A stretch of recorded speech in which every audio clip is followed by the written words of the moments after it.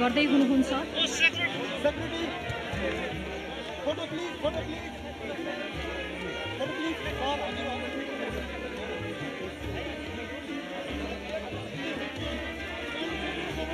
र यो पुनर्निर्मित धरहराको गजुरसहित धरहराको उचाइ 83.85 मिटर रहेको छ।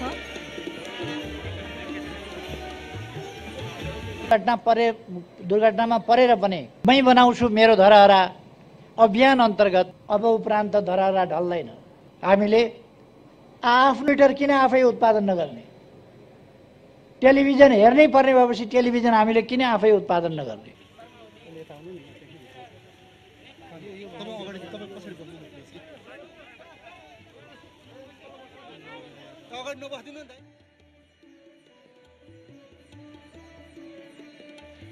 र यो पुनर्निर्मित धरहराको विशेषतालाई हामीले हेर्ने हो भने बाहिरबाट हेर्दा यो धरहरा 11 तलाको देखिए पनि भित्र जमिन मुनि पनि 2 तलाको भूमिगत संरचना रहेको छ र जमिनमाथि भुइँतला सहित 23 तल्ला हुनेछ र यसरी समग्रमा हेर्दाखेरि धरहरा 25 तल्लाको हुनेछ भूमिगत संरचना सहित।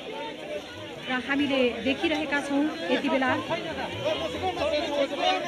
सम्माननीय प्रधानमन्त्री केपी शर्मा ओलीज्यूले धरहराको प्रवेशद्वारमा राखिएको शिलालेखको अनावरण धरहराभित्र दुईवटा लिफ्टहरू बनेका छन् र एक पटकमा त्यो लिफ्ट मार्फत 10 जनाले मात्रै यात्रा गर्न सक्ने र यसबाट वृद्ध एवं अपाङ्गता भएका व्यक्तिहरूलाई पनि धरहरामाथिको पहुँचमा सहजता हुने विश्वास लिएका छौँ र साथमा अर्को वैकल्पिक फलामको भर्याङ पनि रहेको छ र हामीले देखिरहेका छौँ सम्माननीय प्रधानमन्त्री केपी शर्मा ओलीज्यू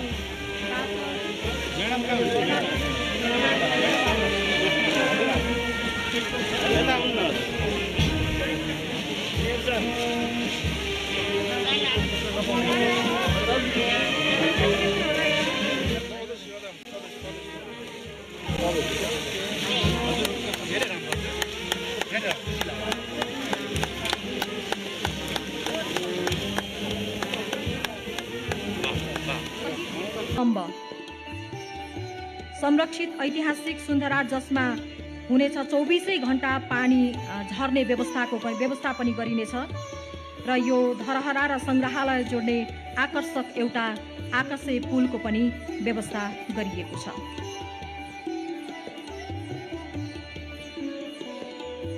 र हामीले देखिरहेका छौँ यो धरहराको यता पछाडिपट्टि पुरानो धरहरा र सो धरहरा जुन क्षतिग्रस्त बनेको थियो सो धरहरालाई संरक्षित गरेर राखिनेछ। त्यसलाई एउटा ऐतिहासिक संग्रहालयको रूपमा संरक्षण गरेर राखिने योजना पनि बनाइएको छ।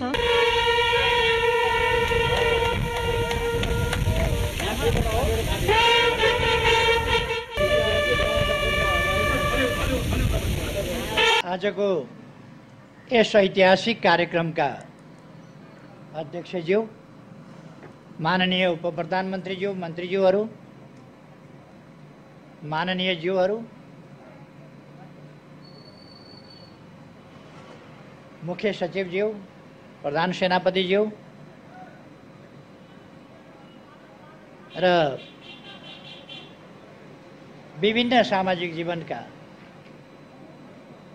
अनेक क्षेत्रहरूमा महत्त्वपूर्ण योगदान गर्नुभएका सम्पूर्ण महानुभावहरू र यस कार्यक्रमलाई प्रत्यक्ष रूपमा विभिन्न सञ्चार माध्यमहरूबाट हेरिरहनुभएका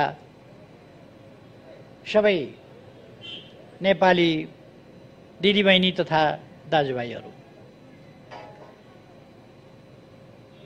धरहराको पुनर्निर्माण कार्य सम्पन्न भएको छ र आज पुनर्निर्मित भव्य धरहराको यस ठाउँमा उद्घाटन भएको छ। यति बेला यस घडीमा म धरहराको पुनर्निर्माण सम्पन्न भएको र पुनर्निर्मित धरहराको 20औं तल्लाबाट पुष्पवृष्टि गरेर यसको उद्घाटन गर्न पाउँदा अत्यन्तै खुसी लागेको छ। यसका बाँकी कामहरू योसँग प्रत्यक्ष सम्बन्धित नभए पनि यसै आयोजनाभित्रका कामहरू सकेसम्म छिटै सफलतापूर्वक सम्पन्न गर्न म सम्बद्ध सबै पक्षहरूलाई, मित्रहरूलाई आग्रह गर्न चाहन्छु, आह्वान गर्न चाहन्छु। यो निर्माण गर्ने काममा डिजाइनका कामदेखि लिएर यसको हरेक पाइला पाइलामा निरीक्षण गर्ने कामदेखि लिएर यसको समग्र निरीक्षण सुपरिवेक्षणका कामहरू गर्दै यो सफलताका बिन्दुसम्म ल्याइ पुर्याउने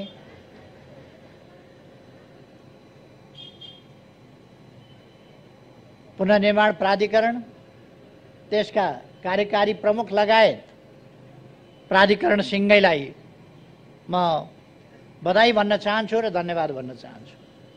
त्यसैगरी यसमा क्रियाशील रहनुहुने सम्पूर्ण इन्जिनियरहरू र अरू तमाम व्यक्तिहरू जसले दुःख मेहनत गरेर यसलाई सम्पन्न गर्नुभएको छ, सबैप्रति पनि म धन्यवाद ज्ञापन गर्न चाहन्छु। आज राति पनि मैले हेरिरहेको थिएँ, राति पनि काम चलिरहेको थियो। यसलाई लिप्ने, बढार्ने, पोत्ने अनेक कामहरू आज राति पनि देखाइराखेको मैले देखेको थिएँ। यसरी दिन रात नभनिकन यस काममा जुटेर यसलाई सफल बनाउने सबै धन्यवादका पात्र हुनुहुन्छ। यस काममा सहयोग पुर्याउने महानगरपालिका र स्थानीय तहका, प्रदेशका स्थानीय तहका सम्पूर्ण जनप्रतिनिधिहरू, यहाँका माननीय सांसद सबैलाई पनि म धन्यवाद भन्न चाहन्छु। उहाँहरूले अत्यन्तै राम्रो सकारात्मक योगदान गर्नुभएको छ। यो एउटा अत्यन्तै महत्त्वपूर्ण ऐतिहासिक काम हो। हाम्रो इतिहास, हाम्रो गौरव, यो गौरवको रूपमा नै यहाँ स्थापना गरिएको थियो र यस गौरवलाई प्रकृतिले पटक पटक ध्वस्त बनायो। पटक पटक यो पुनर्निर्माण पनि भयो। तर त्यति बेलाको प्रविधि त्यस्तै प्रकारको थियो र हामीले देखिहाल्यौँ। 72 साल वैशाख 12 गते एउटा त्रासदीपूर्ण र विनाशकारी भूकम्पले यसलाई फेरि डढायो। अघि नै हामीले सुन्यौँ, यस सन्दर्भमा यो ढल्नुसँगै लगभग 5 दर्जन मानिसहरूको ज्यान गएको छ। म उहाँहरूलाई स्मरण गर्दै अहिले पनि फेरि एकपल्ट श्रद्धासुमन अर्पण गर्न चाहन्छु। त्यति बेला त्यस दुर्घटनामा परेर पनि बाँच्न सबल भएकी चेलीलाई भर्खरै हामीले सम्मान गरेका छौँ। अरू निर्माण काममा जुट्ने साथीहरूलाई हामीले सम्मान गरेका छौँ। उहाँहरू सम्मान लायक हुनुहुन्छ र म उहाँहरूलाई फेरि पनि सम्मान भन्न चाहन्छु, जसले सम्मान प्राप्त गर्नुभएको छ। अरू पनि थुप्रै सम्मान प्राप्त गर्न योग्य योगदान गरेका व्यक्तिहरू हुनुहुन्छ, तर त्यसमध्ये छानेर हामीले सीमित गर्नु पर्यो सम्मान प्राप्त गर्ने व्यक्तिहरूलाई। स्वाभाविक हो कि सबैलाई सम्मान गर्न सम्भव पनि भएन र त्यसमध्ये अग्रणी भूमिका खेल्नेहरूलाई हामीले सम्मान अर्पण गरेका छौँ। हामीले धरहराको पुनर्निर्माण एउटा नेपालको गौरव, काठमाडौँ चिनिने एउटा काठमाडौँको परिचय, नेपालको परिचय, नेपालको गौरव र यससँग एउटा इतिहास पनि जोडिएको छ। यसरी हामीले यसलाई ढलिरहन दिनु हुँदैन थियो र यसमा यद्यपि मैले 72 साल फागुन 4 गते सुरु गरेको मै बनाउँछु मेरो धरहरा अभियान अन्तर्गत हरेक नागरिकले आफ्नो तर्फबाट गर्ने योगदानबाट नै हामी धरहरा बनाउँछौँ भन्ने अभियान थालेको थिए। तर त्यो अभियान त्यस रूपमा अगाडि जान सकेन। त्यसका कारणहरूतर्फ म जान चाहन्न, तर जान सकेन। तर पनि फेरि हामीले अर्को अभियान सञ्चालन गर्नु पर्यो। तर त्यो अभियानको अंश र मात्रा यसमा जोडिएको छ। अर्थात् त्यस अभियान अन्तर्गत तत्कालै मैले घोषणा गर्ने बित्तिकै केही व्यक्तिहरूले सहयोग गर्नुभएको थियो। त्यसै स्थानमै सहयोग गर्नुभएको थियो र मैले अहिले नाम बिर्सेँ, उहाँले बताउनु भएको थियो। उहाँले तत्काल 1000 रुपियाँ दिएर सुरु गर्नुभएको थियो, एकजना व्यक्ति त्यहाँ उपस्थित भएको सर्वसाधारणले। त्यहाँबाट त्यसको अभियानको सुरु भएको थियो र सायद 36 करोड जति रुपियाँ त्यसमा उठ्यो होला। 24 करोड रकम उठेको रहेछ।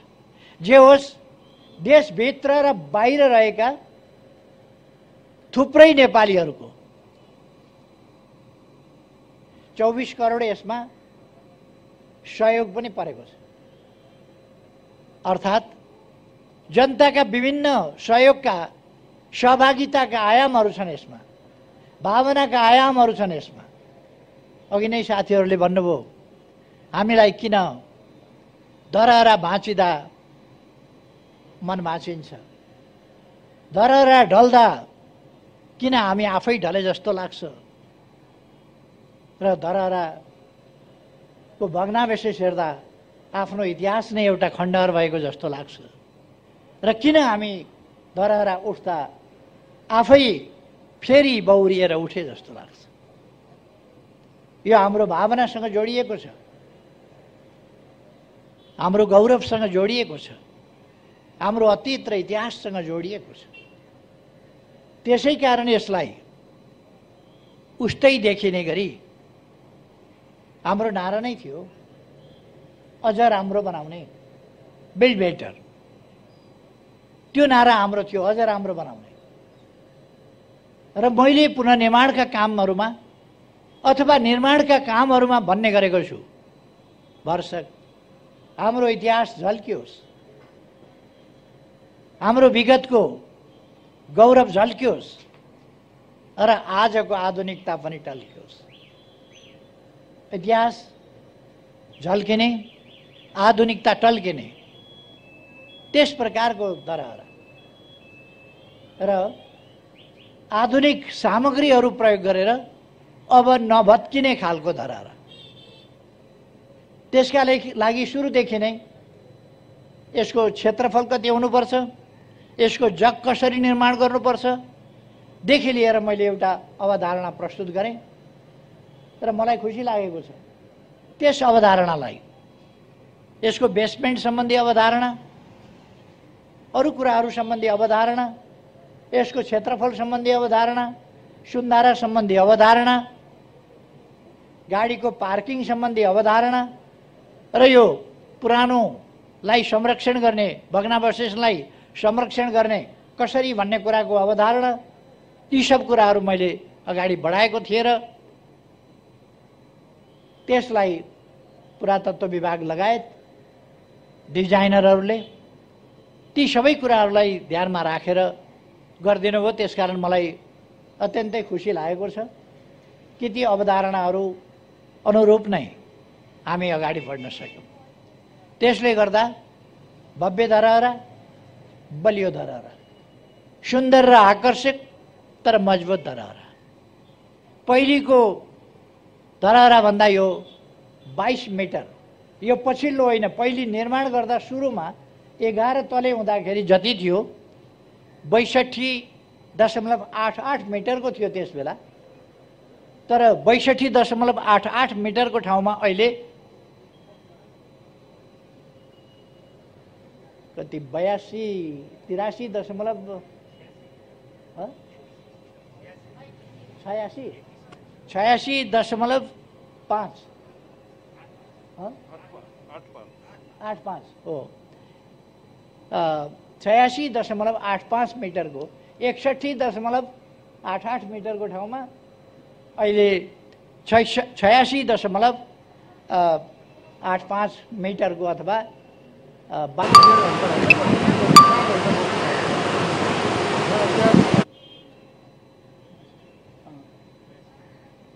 जे होस् पहिलेको भन्दा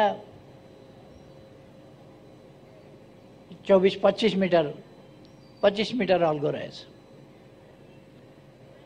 र मजबुत छ यो। यसको जग, यसको बनावट, यसमा प्रयुक्त मेटेरियल सबै हिसाबले यो मजबुत छ। यो खुसीको कुरा हो।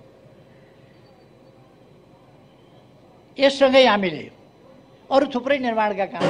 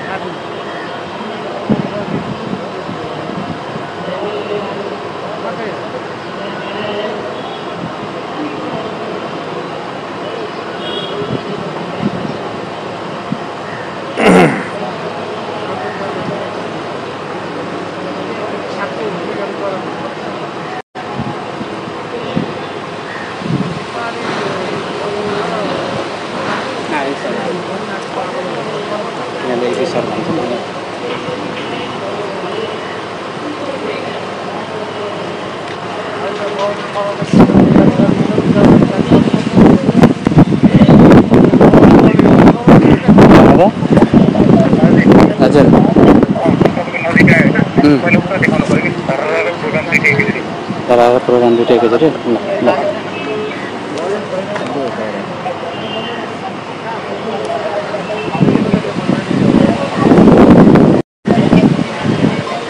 भाइ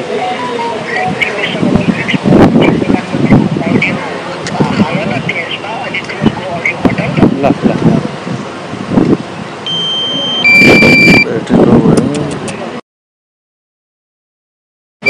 होइन म एकछिन कति जान्छ त्यति धरहरा तिनीहरूले पठाइसकेर अघिदेखि यतै गरिरहेको छु म इन्स्टामा।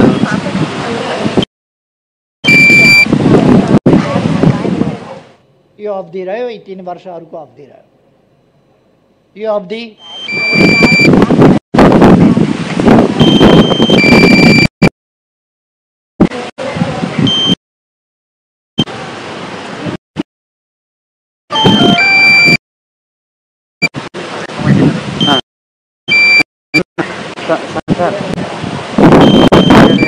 टिएमओलीको हाल्नु न, अडियो चाहिँ टिएमओली पठाउनु।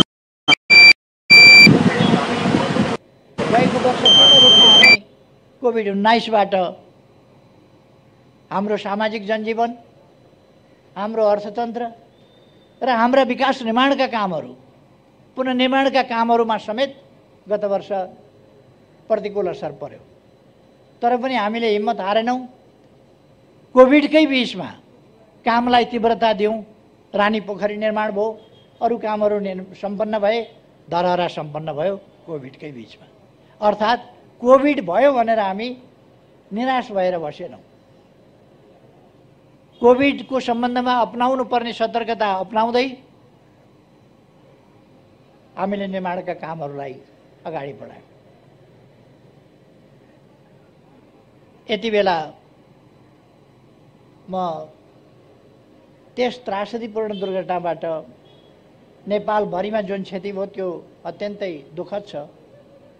यहाँ क्षति भएको छ, धेरैको जीवन गएको छ। त्यस सन्दर्भमा यहाँ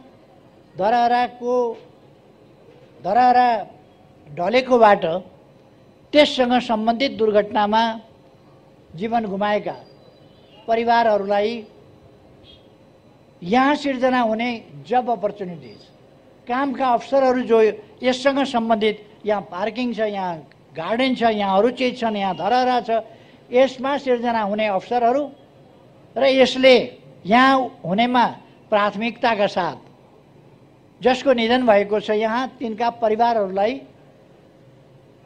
एकजना परिवार कमसेकम एउटा सदस्यबाट एकजनालाई प्राथमिकताका साथ रोजगारी उपलब्ध गराइनेछ। र हामी बाँचेकाहरूलाई हामीले सम्मानित गरेका छौँ, सम्मानित गर्दैछौँ। जसलाई यहाँ पुग्दैन अथवा कामको प्रकृति मिल्दैन त्यस्तालाई अरू ठाउँमा पनि हामी अब उपरान्त धरहरा ढल्दैन त्यो सुनिश्चित हामीले गरेका छौँ। त्यसकारण यो अन्तिमपल्ट धरहरा जुन ढल्यो त्यसबाट भएको क्षतिको सम्बन्धमा हामी अलिकति बढी संवेदनशील पनि छौँ र धरहराको मात्रै पुनर्निर्माण होइन, धरहराबाट जुन क्षति भयो त्यसको पनि पुनरुत्थान त्यतापट्टि पनि हामीले ध्यान दिनेछौँ भन्ने कुरा म यहाँ राख्न चाहन्छु। अब म धेरै कुराहरू भन्नुभन्दा पनि समृद्ध नेपाल, सुखी नेपाली बनाउने हाम्रो राष्ट्रिय आकांक्षा, हामी देशलाई एउटा सुशासनयुक्त, आधुनिक, विकसित, अत्यन्तै सभ्य, सम्भ्रान्त, आकर्षक, सुन्दर, विकसित देशको रूपमा बनाउन चाहन्छौँ, विकास गर्न चाहन्छौँ र त्यो समृद्धि जनतालाई उपलब्धिहरूको हिस्सेदारी पनि समुचित ढङ्गले उपलब्ध गराउने गरी, कोही पनि भोकै नपर्ने गरी, कोही पनि भोकमरीमा परे भन्ने स्थिति नहुने गरी नेपाललाई विकसित गर्छौँ। यसबीचमा हामीले सडकभरि देखिने बालबालिकाहरू, सडक बालबालिकाहरू, त्यो सडक बालबालिका सडकमा देखिने स्थितिलाई अन्त्य गरेका छौँ र अन्त्य गर्दै जानेछौँ। मैले भनेको छु काठमाडौँका सडकभरि सहयोगापक्षी मानवहरू देखा पर्थे, अहिले देखा पर्दैनन्। देखा परे भने उनीहरूको हामी बन्दोबस्त गर्छौँ। त्यसर्थ यो 2078 साललाई हामीले विभिन्न ढङ्गले अनेक कुराहरू नयाँ नयाँ घोषणा गरेका छौँ। 2078 साल सडक बालबालिका मुक्त, सडक सहयोगापक्षी मानव मुक्त र सडक भिखारी मुक्त नेपाल हुनेछ। सिँगै नेपाललाई हामी 78 सालभित्र सडक बालबालिका मुक्त, भिखारी मुक्त र सहयोगापेक्षी मानव मुक्त, कोही पनि अलपत्र हुन पाउँदैन यहाँ, किनभने यहाँ अभिभावकत्व लिने सरकार छ। जो दुखी छ, जो गरिब छ, उसको दुःख, उसको गरिबी, उसका समस्याहरू समाधान गर्ने सरकार छ। यति बेला म नेपाली जनतालाई, सम्पूर्ण दिदीबहिनी दाजुभाइहरूलाई आग्रह गर्न चाहन्छु, देश हामीले बनाउने हो, हामीले बनाउने हो देश र हामी बनाउन सक्छौँ। हामी सहयोगापेक्षी भएर बस्ने होइन, हामी कर्मठ भएर बस्ने हो। नेपाली जाति भिखमङ्गा हुन सक्दैन, दान गर्ने दाता जाति हो, भिखमङ्गा होइन। त्यसकारण यसलाई दाताको हैसियतमा उठाउन हामीले आफ्नो ठाउँबाट प्रयास गर्न जरुरी छ।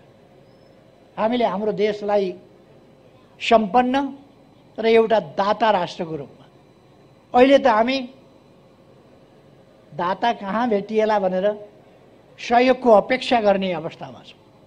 यस अवस्थालाई हामीले फेर्नुपर्दछ। हामीसँग स्रोतहरू छन्, हामीसँग खनिजहरू छन्, हामीसँग उर्वर जमिन छ, हामीसँग नदीनालाहरू छन्, हामीसँग हिमाल छ, हामीसँग पहाडहरू छन्, हामीसँग उपत्यकाहरू छन्, हामीसँग तराई छ, हामीसँग भौगोलिक विविधता छ, जैविक विविधता छ, वनस्पतीय विविधता छ। यो साधारण कुरो होइन। हामीले विविधता अनुरूपका उत्पादनहरू गर्न सक्छौँ। हामी खाद्य वस्तुहरूको उत्पादन, आवश्यक उपभोग्य सामग्रीहरूको उत्पादन, गर्न सक्दछौँ। त्यसका लागि चाहिने कच्चा पदार्थ हामी आफ्नै देशमा पाएसम्म आफ्नै देशको उत्खनन गर्छौँ, प्रशोधन गर्छौँ र त्यसलाई कच्चा पदार्थको रूपमा अगाडि बढाउँछौँ। हामीले तेल खानीको अन्वेषण गरिरहेका छौँ। हामी फलाम खानीको अन्वेषण गरेर अब फलाम खानी सुरु गर्ने दिशामा अगाडि बढिरहेका छौँ।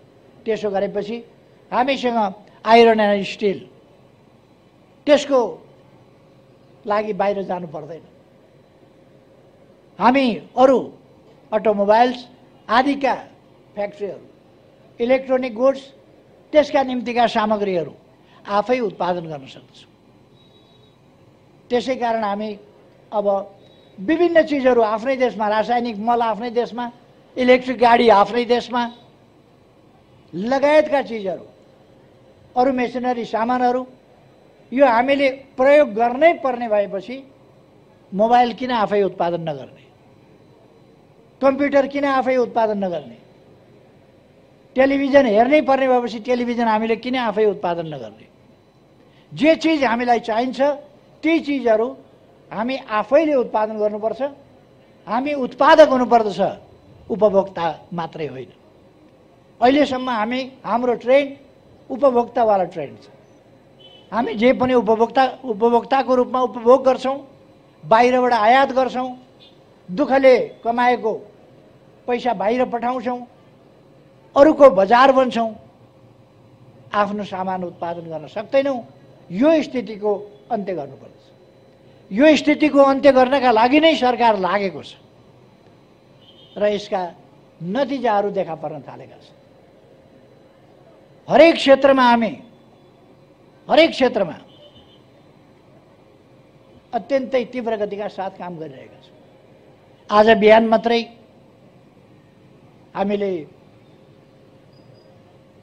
वीरेन्द्र सैनिक अस्पताल, त्यस ठाउँमा अर्को 750 बेडको आधुनिक सुविधा सम्पन्न भव्य अस्पतालको शिलान्यास गऱ्यौँ, जहाँ आकस्मिक रूपले आइपर्ने समस्याहरू, अप्ठ्याराहरू 6000 सम्मलाई सम्बोधन गर्न सक्ने, उपचार गर्न सक्ने गरीका 6000 थपलाई उपचार गर्न सक्ने र नियमित रूपमा 750 बेडको स्तरीय विभिन्न विधाहरूमा उपचार गर्न सक्ने त्यस प्रकारको अस्पतालको शिलान्यास हामीले गरेका छौँ। हामीले शिक्षाको क्षेत्रमा विश्वविद्यालयहरू, विद्यालयहरू, महाविद्यालयहरू, अरू विभिन्न निर्माण र निर्माणका कामहरू गरिरहेका छौँ। अस्ति भर्खर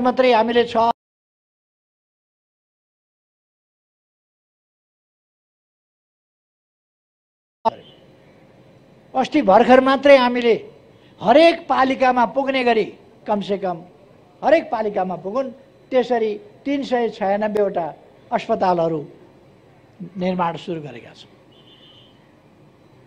साना अस्पतालहरू, खास गरी 5 शय्यादेखि 10 र 15 शय्याका अस्पतालहरू, ताकि ती प्रारम्भिक सुविधाहरू, प्राथमिक उपचारका सुविधाहरू आदि कुराहरू ती ठाउँहरूमा पुगुन्, डाक्टर सहितको सुविधा त्यहाँ उपलब्ध हुन सकोस्। यसका लागि हामीले कामहरू सुरु गरेका छौँ।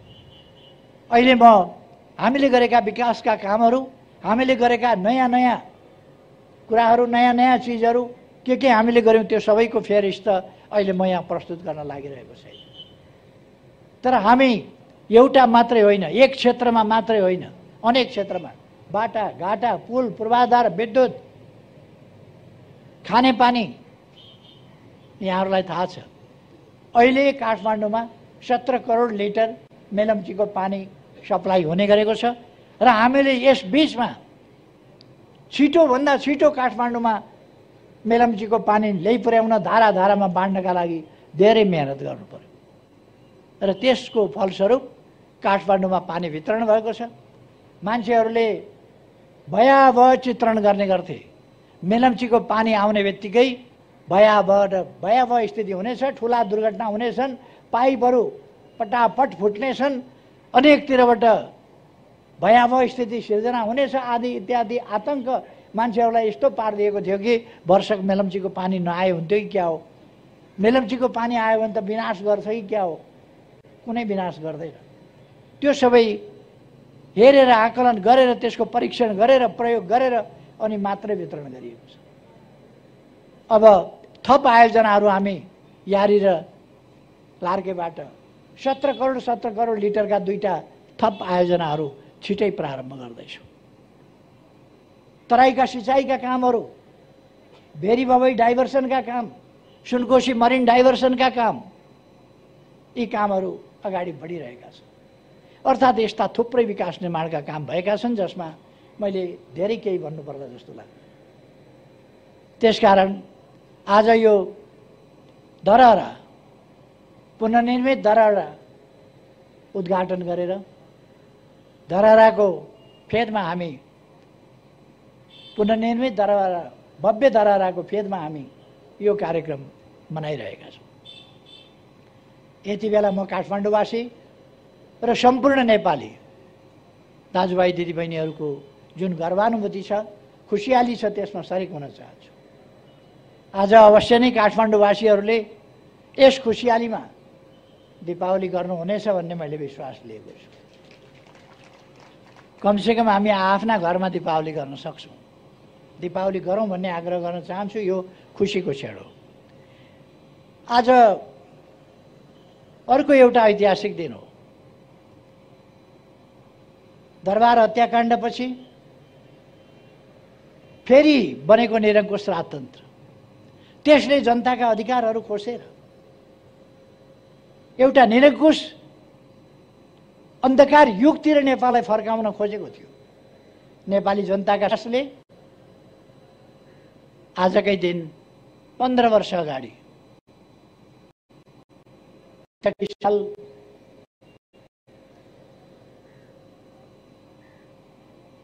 वैशाख 11 गते सफलता प्राप्त गरेको थियो र यसलाई हामी लोकतन्त्र दिवसको रूपमा पनि भन्ने गरेका छौँ, मनाउने गरेका छौँ। यस लोकतन्त्र दिवसको सन्दर्भमा पनि म सम्पूर्ण नेपाली दाजुभाइ दिदीबहिनीहरूमा हार्दिक बधाई भन्न चाहन्छु, धेरै धेरै शुभकामना भन्न चाहन्छु। लोकतन्त्र सुदृढ हुँदै गएको छ। लोकतन्त्रलाई कमजोर पार्न खोज्ने दक्षिणपन्थी प्रतिक्रियावादी शक्तिहरू कमजोर हुँदै गएका छन् र विभिन्न प्रकारले देश, जनता, विकास, समृद्धि, जनताको सुखसँग मतलब नभएका स्वार्थमा तल्लीन तत्त्वहरू छटपटाइ पनि रहेका छन्। यसमा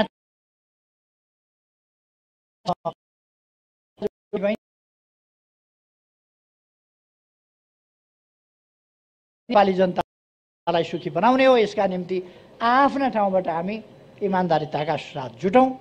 धरहरा निर्माण हुँदो रहेछ भयो, रानी पोखरी निर्माण